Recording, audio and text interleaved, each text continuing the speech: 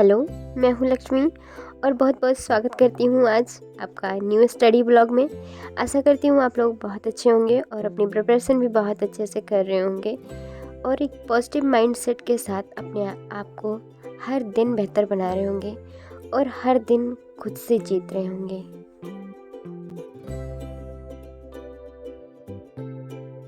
Blog की शुरुआत में करती हूँ एक स्टोरी से जिसको आपको ज़रूर सुनना चाहिए, शायद ये आपकी थिंकिंग को बदल दे। तो आज की स्टोरी जो है, इसमें एक व्यक्ति है जिसने अभी अपनी हाल ही में अपनी उसकी जॉब छूट गई है और वो जंगल से जा रहा था और ये इसी टेंशन में था कि अब आगे क्या होगा और उसे कुछ भी समझ में नहीं आ रहा था क्योंकि वो एक बहुत ही ईमानदार इंसान था। तभी उसे पीछे से एक आवाज़ सुनाई देती है और वो आवाज़ होती है एक बूढ़े व्यक्ति की। वो कह रहा था कि कोई मेरी मदद कर दे, उसके बदले मैं उसे सोने के सिक्के दूंगा।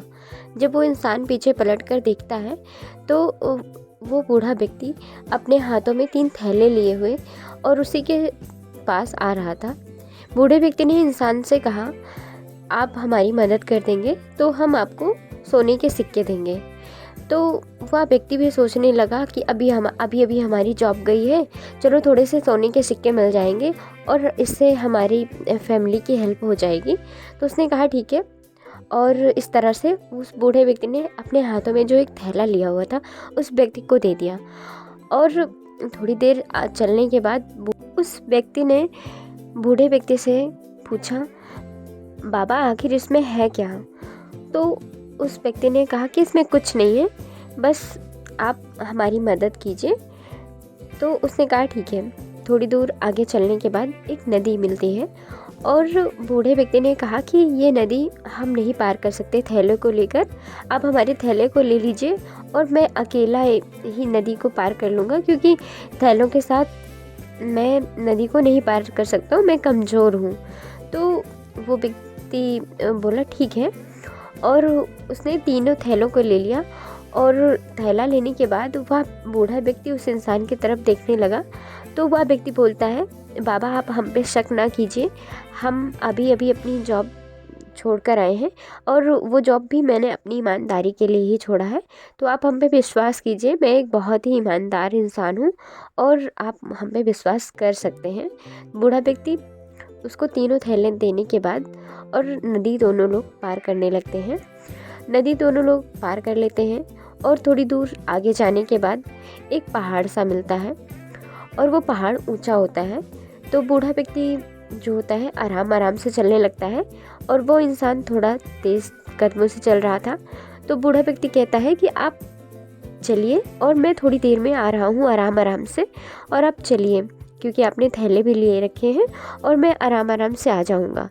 फिर वह इंसान अपने तेज़ कदमों से आगे आगे चलने लगता है और थोड़ी देर बाद जब पलट कर देखता है तो वह बूढ़ा व्यक्ति बहुत पीछे रह जाता है और वो जो व्यक्ति था जिसके पास थैले थे वो काफ़ी आगे निकल चुका होता है।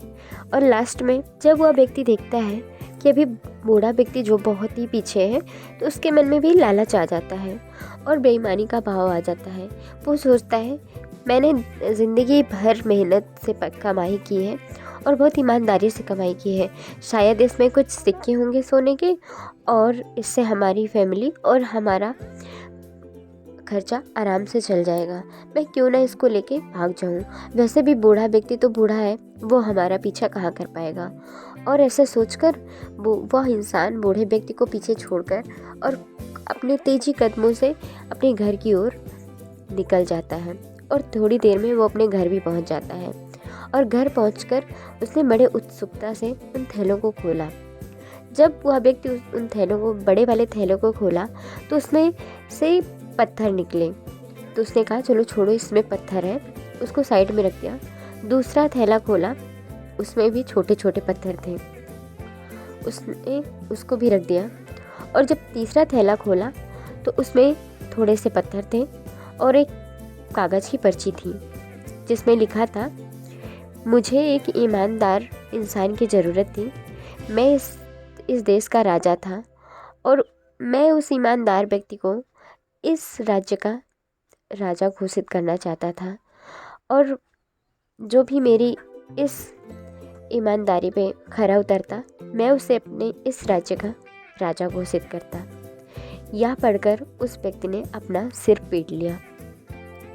इस स्टोरी से हमें यह शिक्षा मिलती है कि हमको लास्ट में आके अपने पेशेंस को नहीं खोना चाहिए, क्योंकि हमने कितनी भी मेहनत करी हो, कितनी भी शिद्दत से हमने पढ़ाई की हो, लास्ट में जब हम अपना पेशेंस खो देते हैं और अपना 100% नहीं दे पाते हैं और ये सोचकर हार जाते हैं कि हमसे अब कुछ नहीं होगा, यही वो आखिरी टाइम होता है जब हमारी सक्सेस हमारे पास होती है।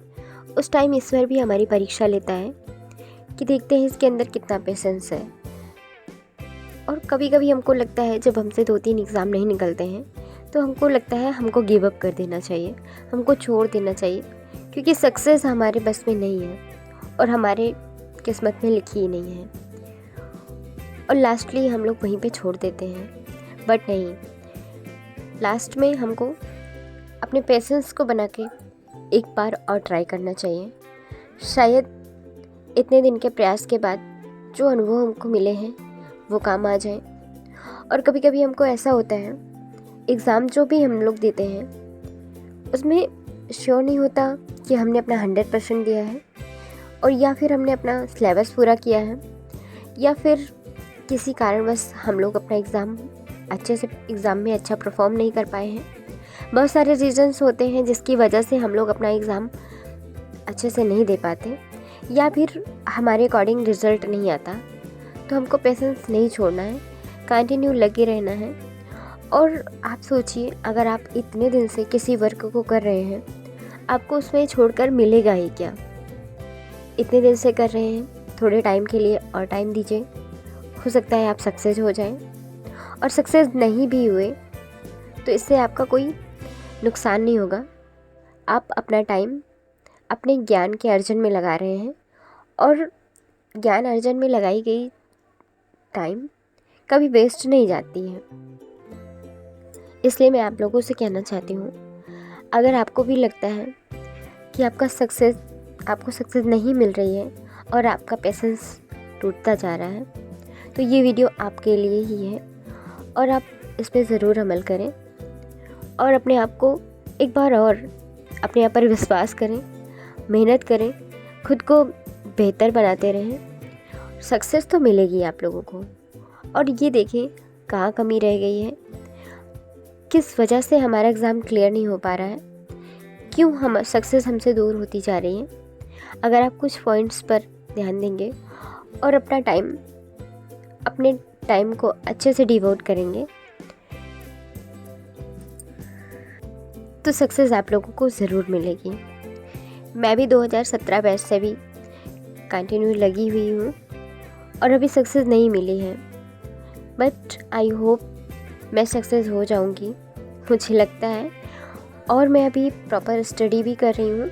दिन में जितने भी टाइम हमको मिलता है, कभी हाँ डेली का रूटीन होता है कि उसमें 5-6 घंटे स्टडी नहीं हो पाती, बट मैं कोशिश करती हूँ मेरे पास जितना भी टाइम है, 2 घंटे, 3 घंटे, 1 घंटे प्रॉपर मैं अपने स्टडी को देती हूँ। और मुझे लगता है कि आपके पास जितना भी टाइम है, आप एक कंटिन्यूटी बना के रखिए।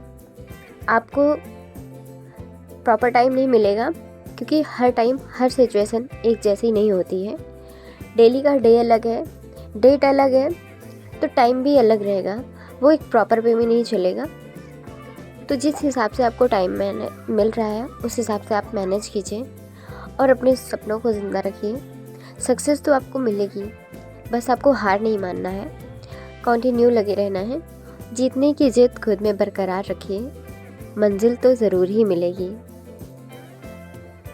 कहते हैं ना, कुछ किए बिना जय जयकार नहीं होती और कोशिश करने वालों की कभी हार नहीं होती। तो कोशिश आप लोग करते रहिए। आपकी लाइफ में जितने भी स्ट्रगल हैं उनको पीछे छोड़कर आप लोग अपने ड्रीम्स पर फोकस कीजिए, अपने एम्स पर फोकस कीजिए। स्ट्रगल तो अगर ह्यूमन लाइफ मिली है तो स्ट्रगल तो जाहिर सी बातें होगी। हाँ, किसी की लाइफ में कम होती है, किसी की लाइफ में ज़्यादा होती है। यह हम पे डिपेंड करता है कि हम स्ट्रगल को कैसे हैंडल करते हैं। और हम हाउसवाइफ की लाइफ में कुछ ज़्यादा ही स्ट्रगल होता है, क्योंकि हमको घर भी मैनेज करना है, बच्चों को भी देखना है, हर चीज़ को मैनेज करते हुए अपनी स्टडी को भी देखना है। तो इसके लिए हमको खुद ही डिसाइड करना पड़ेगा कि हमारे पास किस टाइम में टाइम प्रॉपर रहता है, और जिस टाइम में आपके पास प्रॉपर टाइम हो उस टाइम आप अपनी स्टडी को दीजिए, अपनी ड्रीम्स को दीजिए, और सक्सेस तो मिलेगी ही आपको। खुद को पॉजिटिव रखने का बस यही एक मूल मंत्र है। हर टाइम का एक स्लॉट बनाएं, हर काम के लिए पहले से ही टाइम स्लॉट डिसाइड कर लें, किस टाइम में किस काम को टाइम देना है और किस टाइम को अपने लिए यूज़ करना है, और कौन सा टाइम आपको खुद के लिए सेव करके रखना है। अगर आप छोटे छोटे पॉइंट्स पर ध्यान देंगी तो काफ़ी टाइम आप अपना बचा लेंगी और खुद के लिए प्रॉपर टाइम निकाल पाएंगे। तो चलिए मिलते हैं नेक्स्ट ब्लॉग में कुछ और पॉजिटिव बातों के साथ। तब तक के लिए आप अपना ख्याल रखिए, हमेशा पॉजिटिव बने रहिए और अपनी स्टडी कंटिन्यू करते रहिए। मिलते हैं नेक्स्ट ब्लॉग में, तब तक के लिए please like, share, subscribe my channel and don't forget to comment. Bye bye.